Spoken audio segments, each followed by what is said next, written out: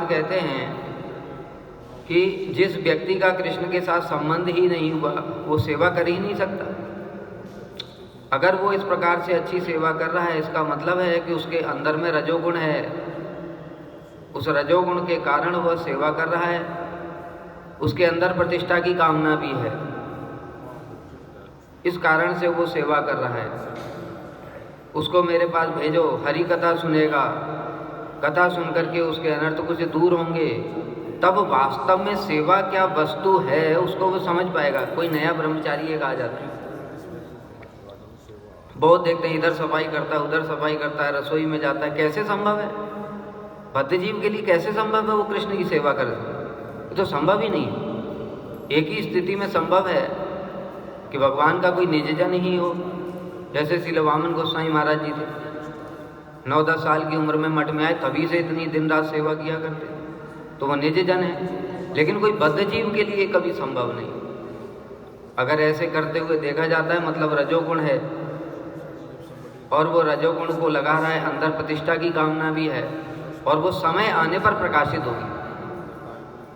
लेकिन जब धीरे धीरे हरि कथा सुनेगा, समझेगा वो कृष्ण ही हमारे लिए सर्वोत्तम है, वैष्णव हमारे सेव्य हैं, ये तत्व सिद्धांत जान करके जब सेवा करेगा तब वो सेवा उसकी प्रारंभ होगी।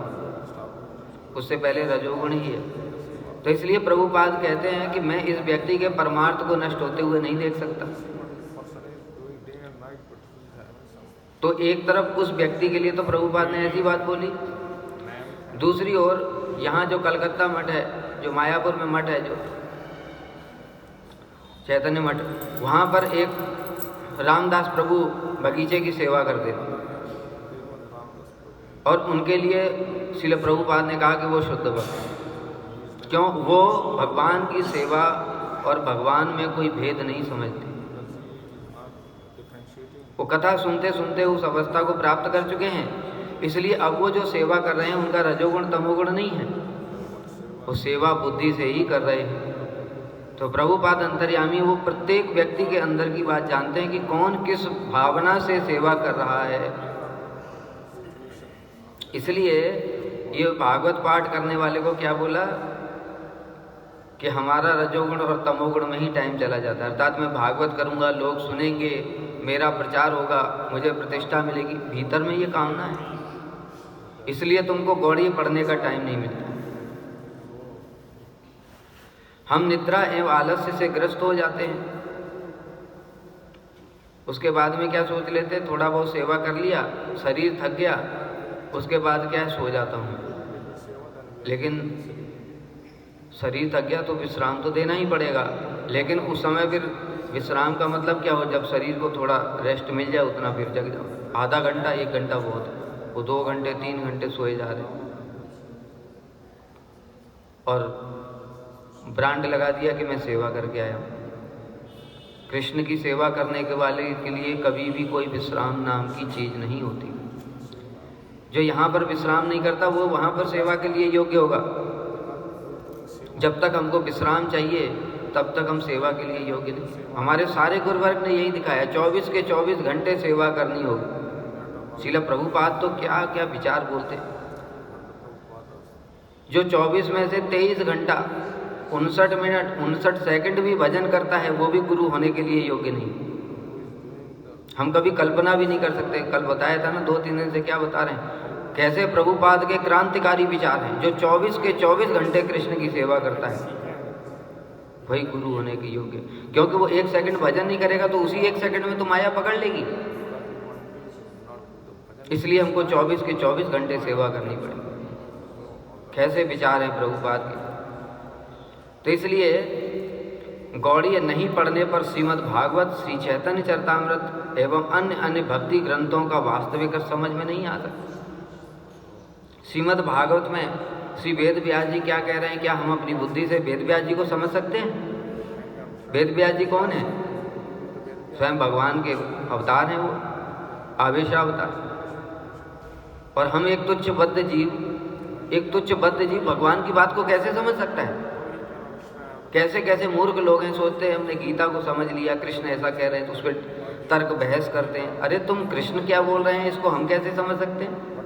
अर्जुन तो समझ नहीं पा रहे हैं।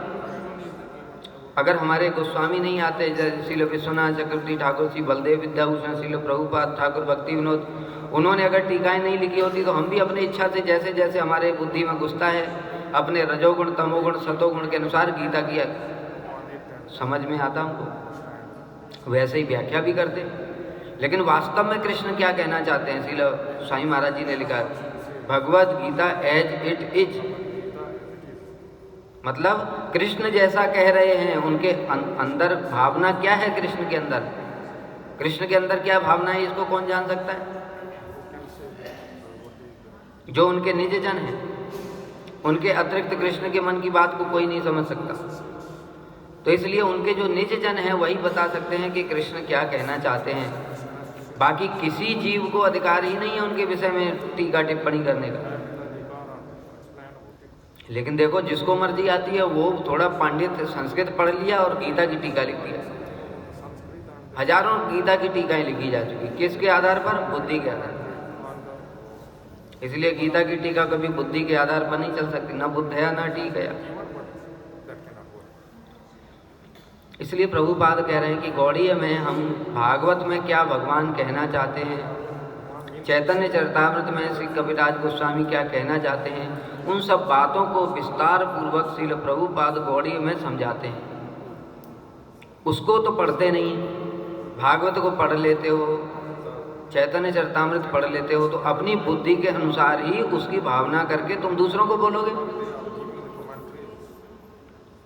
देखो एक भागवत में श्लोक है, अहम वेद्मि सुको वेत्ति व्यासो वेत्ति न वेत्ति वा भक्त्या भागवतम ग्राह्यम न बुद्धया न च टीकया। अब इसका मतलब यह है, शिव जी कह रहे हैं मैं जानता हूँ, शुक जानते हैं, व्यास जानते हैं कि नहीं जानते इसमें संशय, जान भी सकते हैं नहीं भी जानते। भक्त्या भागवतम ग्राह्यम, भक्ति से ही भागवत को जाना जा सकता है, न बुद्धया न टीकया, बुद्धि से और टीका से नहीं। अब शिव जी कह रहे हैं ये बात, कोई शिव जी तो झूठ नहीं बोल सकते, वैष्णवा नाम यथा शंभु, सर्वोत्तम वैष्णव है। लेकिन कह क्या रहे हैं कि व्यास जानते हैं कि नहीं जानते इसमें भी संदेह है। अरे व्यास जी नहीं तो भागवत लिखी है, समाधि भाषा है, उन्होंने समाधि में जो कुछ दर्शन किया उसको लिखा। और शिव जी इधर क्या कह रहे हैं, व्यास जानते कि नहीं जानते इसमें भी संशय है। अब इस बात को हम उल्टे लटक जाएं, कितनी भी तपस्या करते रहें, क्या बुद्धि में घुसेगी? कैसे संभव है हमारे लिए इसको समझना? संभव ही नहीं है। ये तो एक श्लोक बताया, ऐसे कितने सारे भागवत में श्लोक है, हम अपनी बुद्धि से कैसे समझ पाएंगे? श्रील विश्वनाथ चक्रवर्ती ठाकुर ने सामंजस्य किया। इसका क्या सामंजस्य है? श्रील विश्वनाथ चक्रवर्ती ठाकुर कहते हैं भागवत एक आश्रय जाति ग्रंथ है। आश्रय जाति अर्थात भक्ति, उसमें भक्ति की बात है। भक्ति किसके लिए हृदय में होती है? भक्तों के हृदय में होती है। तो जिसके हृदय में भक्ति है वही भागवत को समझ सकता है। लेकिन व्यास जी तो आविर्भाव हैं, तो भगवान कहाँ से उनके मन की बात? भक्तों के हृदय में क्या आनंद हो रहा है, क्या अनुभूति है, भगवान उसको नहीं जान सकते। जान तो सकते हैं किंतु अनुभव नहीं कर सकते। जैसे उदाहरण देता हूँ, अगर भगवान जान ही लेते भक्त के हृदय की बात, तो फिर कृष्ण को महाप्रभु के रूप में आना ही क्यों पड़ता? महाप्रभु के अवतार का कारण ही क्या है? क्योंकि कृष्ण भी नहीं जान पाते हैं कि राधा जी के हृदय में क्या हो रहा है।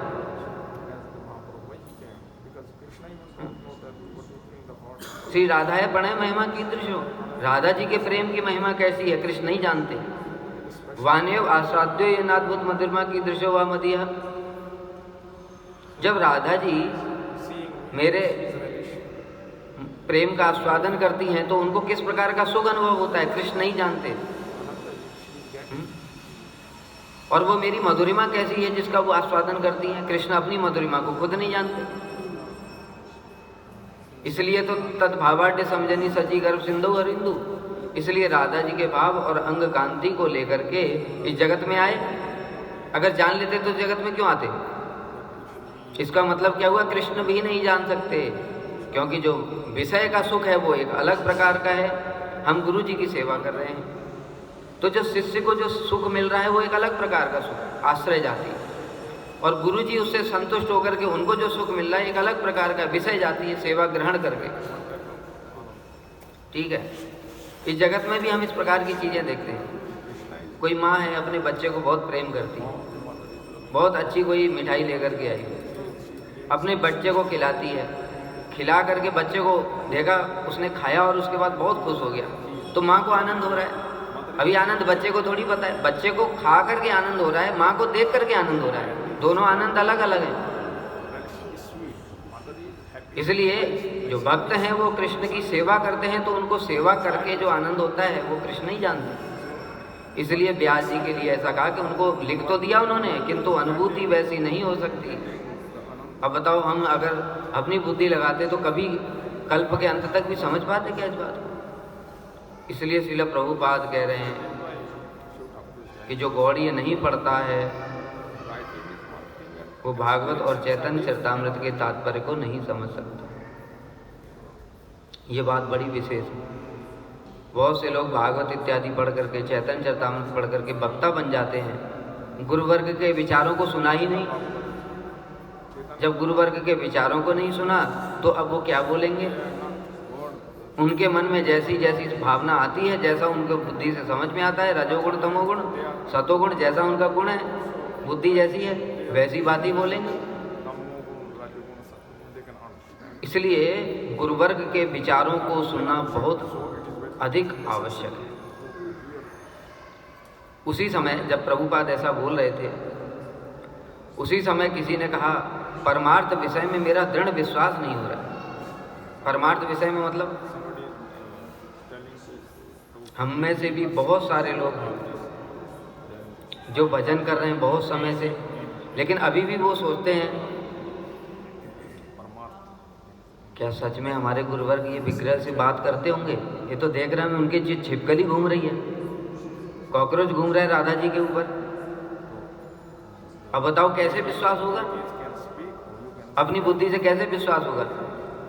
श्रील वामन गोसाई महाराज जी को वही राधा जी कह रही हैं कि मुझे को 3 दिन से महाप्रभु भूखे हैं, खाना नहीं देते ठीक से, और हम देख रहे हैं कि उनके ऊपर कॉकरोच घूम रहे हैं। अब हमको कैसे विश्वास होगा? इसलिए श्रील प्रभुपाद से ये बात किसी ने कही कि परमार्थ विषय में मेरा दृढ़ विश्वास नहीं हो रहा है। और भी बहुत सारी ऐसी चीज़ें होती हैं। प्रसाद के विषय में भी हम देखते हैं कितने सारे प्रसाद के विषय में भी विचार हैं। कभी सुनते हैं कि प्रसाद से इसका उद्धार हो गया, उसका उद्धार हो गया। स्वयं काली देवी ने श्रील वामन गोसाई महाराज जी ने उनके लिए ठाकुर जी का प्रसाद दिलवाया था। लंबी कथा है इसलिए बता नहीं रहे तो, लेकिन हम देखते हैं कि हम रोज रोज खाते हैं लेकिन हमारा तो कुछ चित्त शुद्ध नहीं हो रहा है, फिर संदेह हो जाता है। तब श्रील प्रभुपाद बोले श्रवण के अभाव में ही परमार्थ विषय में श्रद्धा का अभाव होता है। हम लोग ठीक से श्रवण नहीं करते हैं, श्रवण नहीं करते, इस कारण से परमार्थ में श्रद्धा उत्पन्न नहीं हो रही। हम तो कहते हैं रोज कथा सुनते हैं, हम तो सुबह शाम दोनों टाइम कहते कथा सुनते ही हो, उसको श्रवण नहीं कहते। सुन करके धारण करना पड़ेगा, अगले दिन क्या धारण करना पड़ेगा, अगले दिन पूछो, अगले दिन क्या 5 मिनट बाद ही पूछो मैं क्या कथा ये प्रसंग क्यों बोल रहा था, किसी को पता नहीं। क्या श्रवण हो रहा है? क्या श्रवण हो रहा है? इसलिए श्रवण ही नहीं हो रहा है। फिर उसके बाद अगले दिन पूछो तो किसको ही पता नहीं है, बिल्कुल ब्लैंक। तो श्रवण करके पहले तो धारण करना पड़ेगा, धारण करके आचरण करना पड़ेगा। अर्थात जिस विषय में जैसा गुरुवर्ग ने बोला उसी समय उसको पालन करना पड़ेगा। उसका श्रवण हुआ, उसकी श्रद्धा उतनी बढ़ जाएगी। देखो उसकी श्रद्धा उतनी बढ़ जाएगी। जैसे हम लोग बहुत सारी चीज़ें ऐसे सुनते हैं, उसमें से एक एग्जाम्पल देता हूँ। भक्ति विज्ञान भारती गोसाई महाराज जी कहते थे हमको जब कोई जो सेवा दी जाती है उसको साथ की साथ करना चाहिए। क्यों? क्योंकि अगर तुमने सोचा कि इसको मैं बाद में कर लूँगा, उसके बाद हो सकता है वो सेवा ही ना रहे। मान लो मैंने कहा वो जाओ वाश बेसिन गंदा है साफ कर दो, मैं कहा ठीक है अभी करता हूँ, माला कर रहा हूँ। मैंने कहा ठीक है तुम माला कर लो। वो माला करने के लिए बाहर गया, मैंने खुद ही साफ कर दिया, हो गया। तो ये श्रवण हुआ? कहाँ हुआ श्रवण?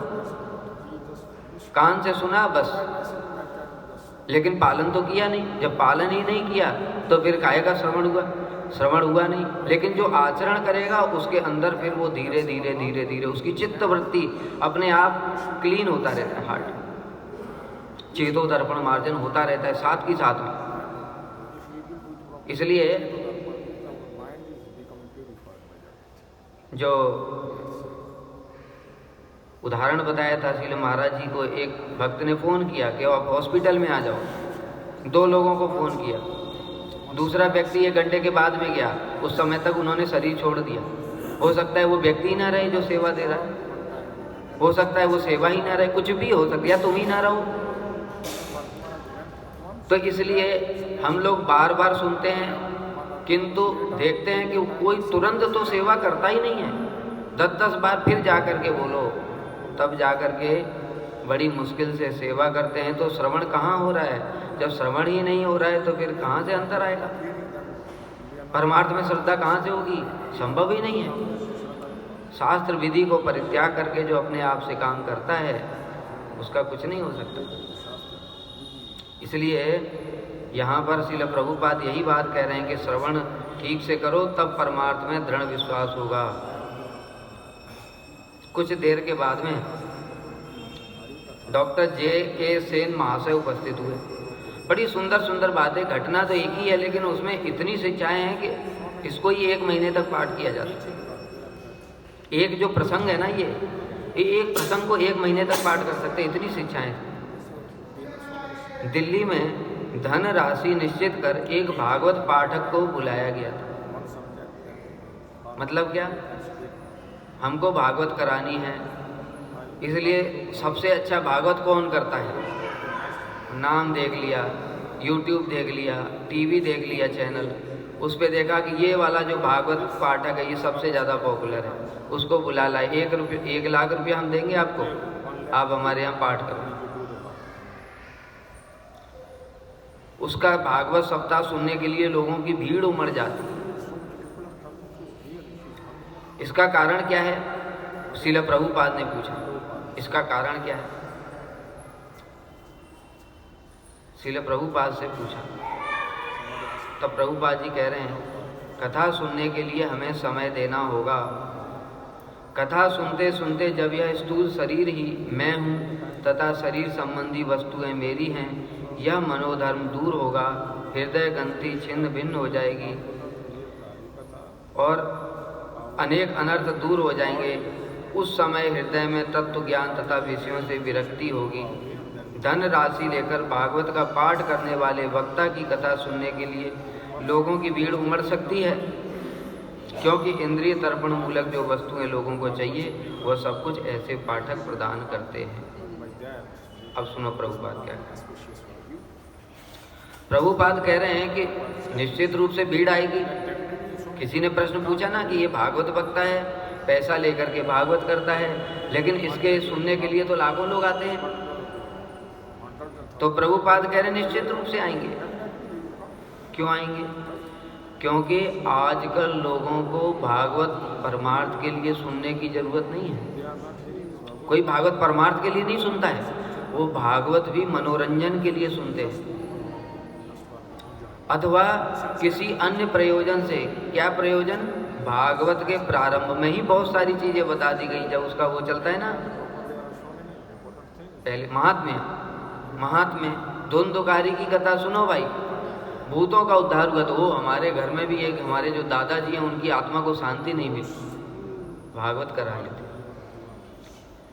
भागवत पाठ करने से किसी के प्राण नहीं निकल रहे हैं तो वो निकल जाते हैं। वो हमारी अम्मा तो मर नहीं रही है, 1 महीने से बेड पे पड़ी है, मलमूत्र त्याग कर रही है, भागवत करा लेते हैं।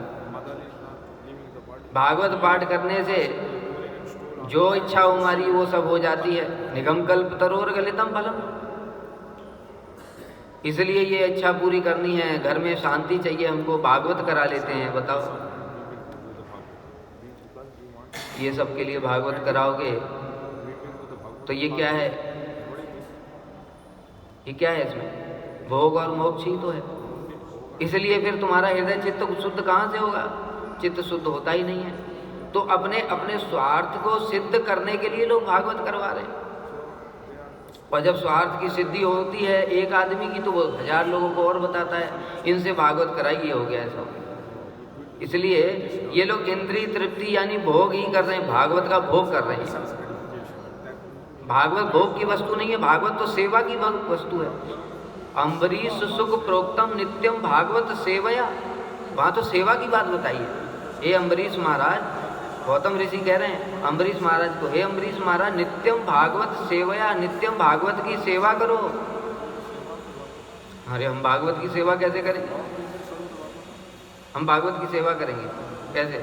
क्योंकि भागवत कृष्ण से अभिन्न है। तो 2 प्रकार के भागवत, एक ग्रंथ भागवत, एक भक्त भागवत। भक्त भागवत की सेवा करो, उनसे ग्रंथ भागवत सुनो, और सुन करके फिर कृष्ण जो है स्वयं भागवत स्वरूप उनकी सेवा करो। तो सेवा हुई कि नहीं? इस भावना से जो भागवत सुनेगा उसका तो मंगल होगा। लेकिन इस भावना ये आएगी कहाँ से? ये भावना तो बड़ा ही दुर्लभ है आना। इसलिए लोगों में वो भावना ही नहीं आ रही है। और मनोरंजन के लिए भागवत में क्या, बीच बीच में गाना सुना दिया और गाने में नचा दिया खूब जम के। वो लोगों को लगता है हाँ, जब हम नाच रहे थे ना, जब 15 मिनट तक जब नाच कीर्तन किया था और जब हम नाच रहे थे उस समय हमको बड़ा आनंद हुआ था। ये क्या है? आनंद, ये भोग। तो उनको मनोरंजन चाहिए, आनंद होना चाहिए। उस समय घर की कोई टेंशन नहीं थी, आनंद हुआ बहुत अधिक हमको, इसलिए भागवत हम भी कराएंगे। तो इस प्रकार से एक से एक मनोरंजन, बीच बीच में चुटकुले चला दिए, बीच बीच में क्या है ऐसी ऐसी बातें बता दी। क्योंकि भागवत में देखो जो पुरुष हैं उनको तो टाइम होता नहीं, वो तो नौकरी करने जाते हैं। अधिकतर महिलाएं बैठती हैं, और जो बूढ़ी महिलाएं बहुत सारी, उनके पास तो कोई काम नहीं रहता है, वो आके अधिकतर सुनती हैं। उनको बोल दिया माता पिता की सेवा करना ही कर्तव्य है। आजकल की जो संतान है माता पिता की सेवा नहीं करती हैं, और उनको जो चाहिए वो सारी बातें बोल रहे हैं। अरे भागवत में कृष्ण की सेवा की बातें हैं, माता पिता की सेवा की बातें नहीं। गुरु न सस्यात्, स्वजनो न सस्यात्, पिता न सस्यात्, जननी न सस्यात्, दैवम न तस्यात्, न पतिश्च सस्यात्, न मोचेते संपेत मृत्यु। वहाँ तो कह रहे हैं कि जो मृत्यु से रक्षा नहीं कर सकता, गुरु नहीं है, पिता माता भाई बंधु स्वजन कोई नहीं है। तो वहाँ तो माता पिता की सेवा कहाँ पे? भागवत में बताओ कहाँ पे ऐसी बातें?